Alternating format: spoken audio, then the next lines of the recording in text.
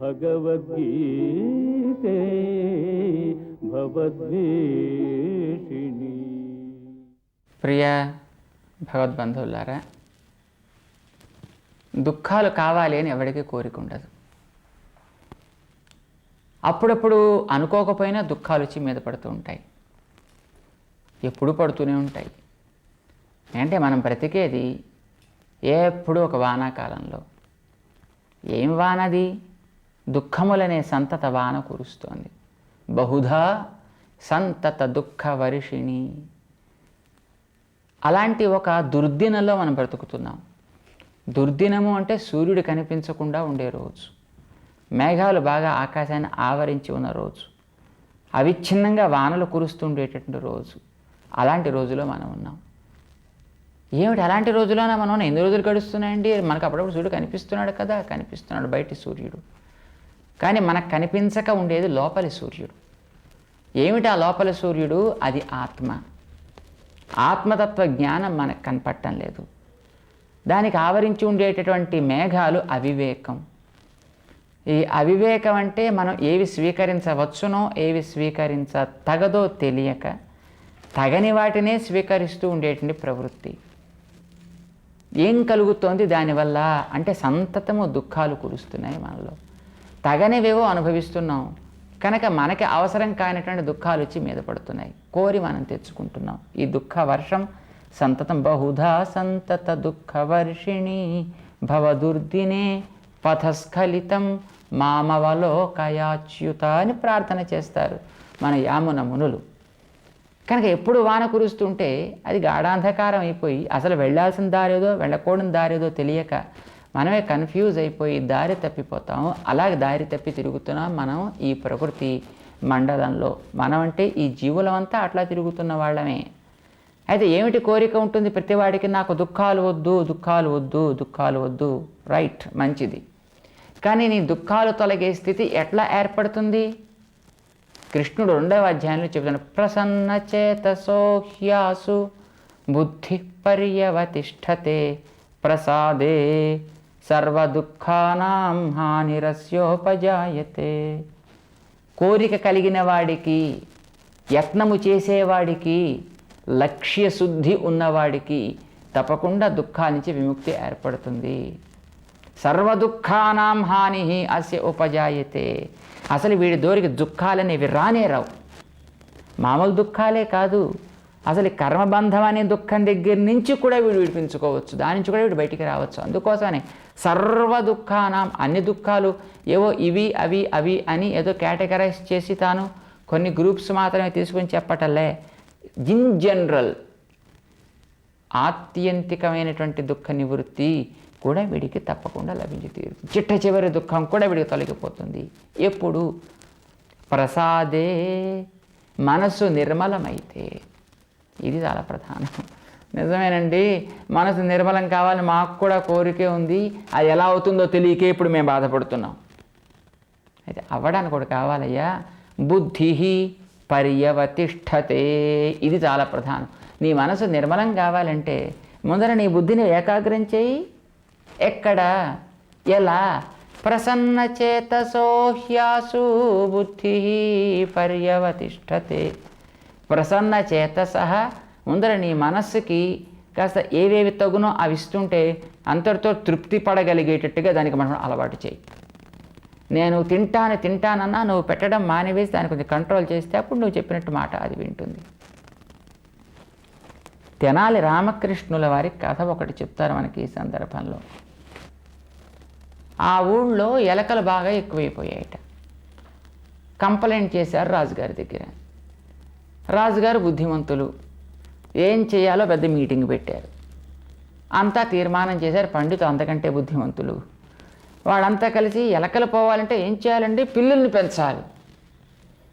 అయితే ఒక్కొక్క ఇంటికి ఒక్కొక్క పిల్లిని సప్లై చేయండి అన్నారు. వెంటనే నాకు క్లోనింగ్ లాంటి ఏదో చేశారో ఏమిటో, వరుసగా అందరికీ పిల్లుల్ని సప్లై చేయమన్నారు. మరి పిల్లులు బతకాలి కదండి. అవును నిజమే. మరి పిల్లులకి పాలు అవసరం ఉంటాయి కదండి. అవును నిజమే. అయితే మరి ఆ పాలు కోసం ఆవులు కూడా కావాలి కదండి. అవునవును, అది కూడా నిజమే. అయితే ఒక్కొక్క ఇంటికి ఒక్కొక్క ఆవును కూడా సప్లై చేయండి. మరి ఆవుకి రోజు మేత కావాలి కదండి.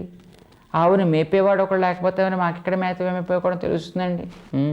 అవును, అది నిజమే. అయితే మరి ఏం చేయమంటారు అంటే, ఆవుల మేతకు కావాల్సిన గడ్డిండి, అంటే గడ్డి కూడా మేమే పెట్టాలా అంటే, మీరు పెట్టక్కర్లేదండి, గడ్డి పండే భూమిని మాకు ఇస్తే చాలును. ఓ అలానా, ఒక్కొక్కరికి 5 ఎకరాల భూమి శాంక్షన్ చేస్తున్నాం. మరి భూమిని దున్నుకోవడానికి మనుషులు కావాలి కదండి. ఓ దున్నడానికి రైతులకు కావాల్సినటువంటి శాలరీ కూడా మేము శాంక్షన్ చేస్తున్నాం. రైతు ఇచ్చే, పొలం ఇచ్చే, ఆ పొలంతో పాటు ఒక పశువునిచ్చే, ఆ పశువు ఇచ్చిన పాలు పోయడానికి పిల్లినిచ్చే, ఇప్పుడు ఎలకలు చంపాలి ఇప్పుడు పిల్లలని. అయితే రాజుగారు చాలా తెలివైన వారు.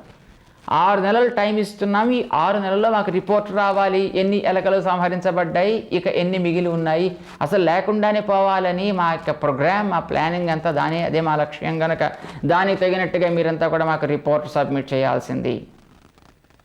ఆవు చనిపోవడానికి వీళ్ళే, జాగ్రత్తగా ఆవుని పెంచి తీరాల్సిందే. పిల్లి కూడా పోవడానికి జాగ్రత్తగా పెంచి తీరాల్సిందే. సప్లై చేయండి అందరికీ. రాజు తలుచుకుంటే దెబ్బలకు కొదవేమిటి కనుక వెంటనే ప్రతి ఇంటికి మొత్తం అన్ని సప్లైస్ జరిగిపోయాయి, అన్నీ వచ్చేసాయి. హాయిగా గడ్డి పట్టుకొస్తున్నారు, పశువులకు వేస్తున్నారు, పశువులు చక్కగా మేస్తున్నాయి, మంచి పాలు ఇస్తున్నాయి, పాలు పిల్లలకి పోస్తున్నారు, పిల్లలు హాయిగా పడుకుంటున్నాయి. ఇప్పుడు పిల్లలకి కడుపు నిండా ఆహారం పెట్టేస్తే ఇంకా ఎలకలు ఎందుకు తింటాయి కనుక శుభ్రంగా అవి కూడా పడుకోవడం ప్రారంభించాయి. ఇప్పుడు ప్రమాదం వచ్చి పడింది. ఇదివరకు పిల్లిని చూస్తే పారిపోయి ఎలక ఇప్పుడు ఆ పిల్లుల మీద నాట్యం ఆడడం ప్రారంభించాయి. దాంతో ఎలకల సంపద మరింత పెరిగిపోయింది. మన తెనాలి రామకృష్ణుడు గారు చూశారట, అన్నయ్య ఇది పొరపాటు పని. అసలు మన దగ్గర ఆవి ఇచ్చిన తర్వాత పాలని దానికి పోస్తే మనమేమిటి చేస్తాం కనుక పొలంలో పండేదంతా పశువుకి పెడితే ఇంక మనమేమి తింటాం కనుక పొలంలో మంచి పంట పండించాలి, మనం తినాలి, మిగిలిన గడ్డి ఏదో పశువుకి పెట్టాలి, పాలు తీసుకోవాలి, శుభ్రంగా ఇంట్లో ఉన్న నలుగురు చక్కగా 4 గ్లాసుల పాలు తాగాలి. మరి ఎలకలు ఎలా పోవాలి, పిల్లి ఎలా బతకాలి? పిల్లి బతకడానికి ఎలకలు చంపితే కదా అది బతకాలి. దానికి కావాల్సిన పాలు మనం పోయడం, దానికి కావాల్సిన ఆహారం అది సంపాదించుకోవాలి, కానీ మనమా పోయాల్సింది. అయితే మరేం చేయమంటారండి, దానికి పాలు పోయకండి, చచ్చిపోతానండి. చచ్చిపోకుండా అది ఎలకల్ని పట్టుకునే ప్రయత్నం అది చేయాలి. ఎలా చేయించాలి, దానికి మనం ట్రైనింగ్ ఇవ్వాలండి. నేను చేసి చూపిస్తానన్నాడు ఆయన. మర్నాడు పొద్దున్నే బ్రహ్మాండమైన సలసలసలగా పాలు కాగించి పళ్ళెంలో పోసి పెట్టాడు పిల్లికి. మరి పెట్టాలి కదా, పిల్లికి పాలు తాగించాలి. అది తాకపోతే మనం ఏం చేయలేం, కానీ పెట్టకపోతే మంది తప్పు కదా. అంచేత చక్కటి పాలు బ్రహ్మాండంగా అప్పుడప్పుడే పొయ్యి మించి మరిగించి తీసి అక్కడ పళ్ళెంలో పెట్టాడు. తెల్లగా పాలు కనిపించాయి, మంచి వాసన వేస్తున్నాయి. పిల్లి పాపం గబగబా తాగడానికి వచ్చి నోరు పెట్టింది, చుర్రుమని కాలింది, మూతి కాస్త కాలిపోయింది. ఏం చేస్తాడు పాపం, సరే పాలు తీసేసాడు. ఆ వేళ మరి పిల్లి పాలు తాగలే. మర్నాడు మళ్ళీ అలాగే పాలు కనిపించగానే మళ్ళీ పిల్లికి రావడం అలవాటు కనుక మర్నాడు మళ్ళీ ఇంతకంటే వేడికి కాచి మళ్ళీ పెట్టాడు. మళ్ళీ ఆ పాల దగ్గరికి వచ్చింది ఆతృతతోటి, పాప మూతి పెట్టింది, మళ్ళీ అసలే కాలి ఉందేమో, కాలు మీద మరింత కాలేటప్పటికి పుండు మీద ముళ్ళు గుచ్చుకున్నట్టు, పుండు మీద కారం చల్లినట్టు అయిపోయింది. ఇంకా అది భరించలేకపోయింది. కానీ అలవాటు కదా, పాలు తాగి అలవాటే. మర్నాడు మళ్ళీ తెల్లటి పాల దగ్గర రావడానికి అది ప్రయత్నం చేస్తున్నా, మళ్ళీ కాచి మళ్ళీ పెట్టాడు. ఇక తెల్లటి వస్తువు కనిపిస్తే అక్కడి నుంచి అది భయపడిపోయి పారిపోయే స్థితికి వచ్చింది వాళ్ళ ఇంట్లో పిల్లి. దారిలో పడ్డావు అనుకున్నాడు పాప మనవాడు. ఇప్పుడు దాని మూతికి కాస్త మందు గట్రా వేశాడు, దానికి కాస్త డ్రెస్సింగ్ చేశాడు, దానికి ఆరోగ్యం కలిగించాడు. కానీ దానికి లోపల సంస్కారం ఒకటి ఉండిపోయింది. తెల్ల వస్తువు దగ్గరికి వెళ్ళి మూతి పెట్టామా కాలును తెలిసిపోయింది దానికి. ఇప్పుడు పాపం వీళ్ళు చల్లారబెట్టి పంచదార వేసి పాలు పట్టుకొచ్చి పెట్టినా చూస్తే ఒట్టు, దాన్ని ముడితే ఒట్టు, దాని దగ్గరికి పెడితే ఒట్టు, అది ఉండే గది అంటే పిల్లికి భయం వేసిపోయింది. మరి బతకాలి కదా, కానీ ఏం చేయాలి? ఇప్పుడు కడుపు ఎలకల కోసం వెతకడం ప్రారంభించి ఎక్కడెక్కడ ఎలకలు దొరికితే వాటిని కొట్టడం, పాపం తినడం. ఒక తెనాలి రామకృష్ణుడి ఇంట్లో ఉండే పిల్లికి మాత్రమే ఎలకల్ని కొట్టే అలవాటు తప్ప మిగతా వాళ్ళందరి ఇంట్లలోనూ ఎలకల పిల్లులు కలిసి హాయిగా ఫ్రెండ్స్ 2 కలిసి ఆటలు ఆడుకుంటున్నాయి.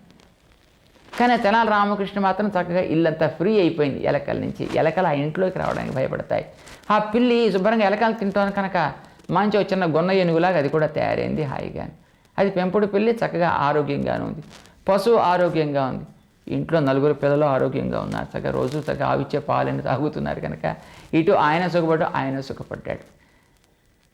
ఆహారం పెట్టాలి పిల్లికి, కానీ ఏ ఆహారం పెట్టాలో దానికి ఆ ఆహారమే తినేటట్టుగా చేయాలి. నీకే ఆహారం అది నువ్వు తీసుకోవాలి తప్ప నీ ఆహారం దానికే పెట్టి దాని ఆహారం తినకుండా చేసినట్టయితే దానివల్ల ఇంటికి మరింత ప్రమాదం కదా.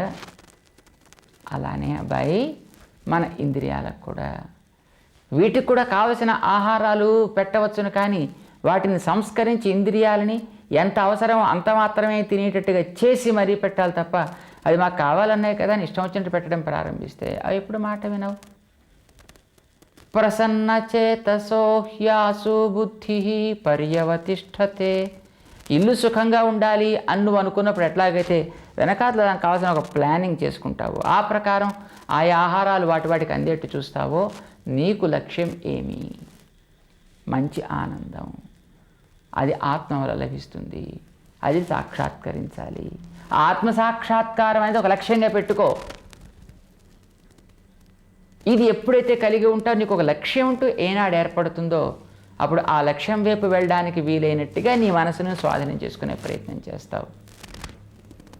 అప్పుడు నువ్వు ప్రసన్న చేతస్కుడివి అవుతావు, నిర్మలమైన మనస్సు కలిగిన వాడు అవుతావు. అంటే నీకు స్వాధీనంలోకి ఇంద్రియాలు రావడం క్రమంగా ప్రారంభిస్తాయి. ప్రసన్న చేతసోహి ఆసు బుద్ధి పర్యవతిష్ఠతే. ఎవడి బుద్ధి అయితే కేవలం తనకు కావలసిన లక్ష్యం వైపు మాత్రమే ఉంటుందో, అలా ఉన్నప్పుడే మనసు నిర్మలమవుతుందో ప్రసాదే సతి సర్వదుఃఖానాం హానిరస్యోపజాయతే. వీడికి దుఃఖాలు అనేవి రానేరు. మొట్టమొదటి ఏం చేయాలి? వీడు మొట్టమొదటి లక్ష్యం ఏర్పరచుకోవాలి. నేను లోపల ఆత్మసాక్షాత్కారం పొంది తీరాలని లక్ష్యం పెట్టాలి. ఇప్పుడు మిగతాని వాటంతా వస్తాయి.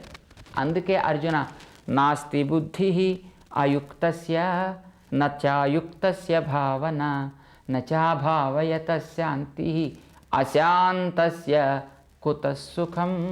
పెద్ద సుఖంగా బతకాలంటావు, అడవిలోకి పోతే సుఖంగా బతుకుతావుటయ్యా. అక్కడ మాత్రం సుఖం ఉంటుందా నీకు? కష్టాలు అక్కడ వస్తాయి, దుఃఖాలు అక్కడికి చేరుతాయి. మరి శాంతి ఎలా లభిస్తుంది? దేని నుంచి లభిస్తుంది? ఎవడికి లభిస్తుంది?